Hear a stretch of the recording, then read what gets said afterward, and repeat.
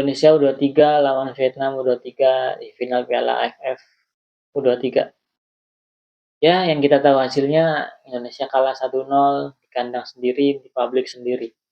Yang bikin nyesek sebenarnya bukan cuma soal hasil, tapi soal bagaimana cara kita bermain yang, ya, kalian tahu lah, kalian bisa menilai sendiri. Indonesia sebenarnya pegang penguasaan bola, pegang kendali, tapi semua dominasi itu kosong. Sepak bola itu bukan cuma soal penguasaan bola, tapi juga soal efektivitas dalam bermain. Vietnam sesekali nyerang, tapi sesekali itu juga di gol. Kita sering nyerang, tapi semuanya nihil, ambiar. Vietnam juga mainnya defensif banget. Apalagi setelah mereka ngegolin gawang kita. Dan juga gak ketinggalan dengan drama-drama lebay ala Vietnam. Permainan keras merujuk ke kasar. Ya. Ada bola ataupun gak ada bola. Ya itulah permainan ala timnas Vietnam.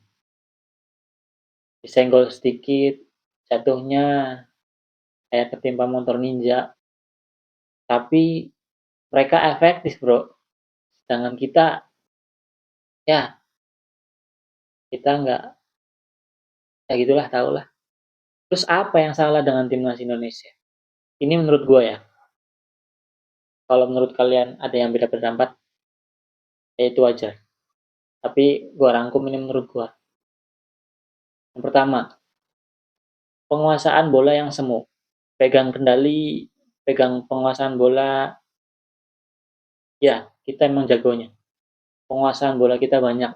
Bahkan dari fase grup pun kita selalu menguasai penguasaan bola. Siapapun itu bolanya, siapapun itu lawannya, sorry. Dari belakang, build up, sampai back. Tapi sayangnya, nggak ada progressive passing. Kita main bola, tapi kita takut buat nyelonong ke depan. Jadi penguasaan bola kita itu negatif. Kita hanya muter di situ-situ aja, tanpa adanya progressive passing. Muter terus sampai akhirnya long ball. Long ball ya 70% nggak sampai, ataupun ujungnya ke kiper lawan. Kayak di pertandingan Vietnam ya, kiper Vietnam. Kayak kita main badminton gitu loh. Kita smash, ujungnya ke lawan lagi. Dan yang kedua, di pertandingan final, sayap dan lemparan ke dalam Robby Darwish lagi nggak efektif. Berbeda dengan pertandingan lawan Filipina. Itu lemparan ke dalam Robby Darwish efektif, akhirnya kan kita menang 0-1. Sayap juga main bagus, tapi di pertandingan kali ini lawan Vietnam, itu nggak efektif. Berkali-kali Robby Darwish mencoba lemparan ke dalam sampai ada intrik pelatih dari Vietnam ngalangin lemparan ke dalam Robby Darwish. Sampai rame itu. Sayap juga tumpul, crossing mereka nggak ada yang sampai. Sekalipun sampai, ujung-ujungnya dihalau juga sama bek lawan. Ya itulah. Dan yang ketiga, menurut gua nggak ada plan B, plan C, dan seterusnya. Ketika lini tengah kita dijaga ketat. Setiap kali lini tengah kita dijaga ketat, itu udah stuck, ambiar. Udah nggak bingung, mau build up bagaimana, bingung. Sebenarnya ini kejadian udah dari fase grup. Dari awal turnamen sampai dengan final, gameplaynya seperti itu aja. Dan ketika lini tengah kita ditekan, dikunci, udah kita nggak punya opsi permainan lain. Jadi udah kebaca.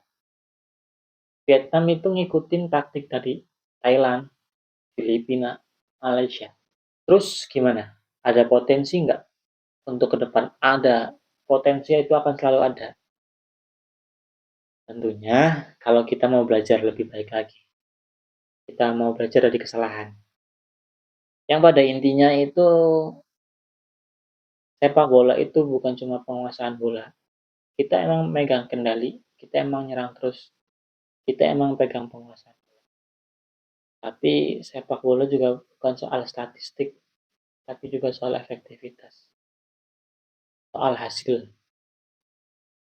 Ini turnamen, bukan liga. Jadi efektivitas sangat-sangat penting di turnamen. Apalagi yang namanya turnamen jangka pendek, bukan jangka panjang. Dan selamat buat Vietnam karena udah juara. Untuk kita harus lebih baik lagi karena di September nanti akan ada kualifikasi Piala Asia. Grupnya bareng sama Macau, Laos, Korea Selatan kalau nggak salah. Dan kita tuan rumah. Kalau nggak salah yang dipastikan lolos itu hanya juara grup dan mungkin runner up terbaik. Jadi kalau bisa jangan main aman. Kita harus memastikan diri kita lolos. Yang pada tentunya kita harus kalahkan Korea, lawan terberat itu. Dan kalau kita mau ngalahin Korea, berarti kita harus upgrade. Soal taktik, bukan cuma soal taktik ya, soal adaptasi, soal mental, soal gimana caranya nggak kejebak dengan gaya permainan sendiri. Itulah dari gua. Kalau ada pendapat dari kalian, drop ke kolom komentar ya. Salam Kikoy.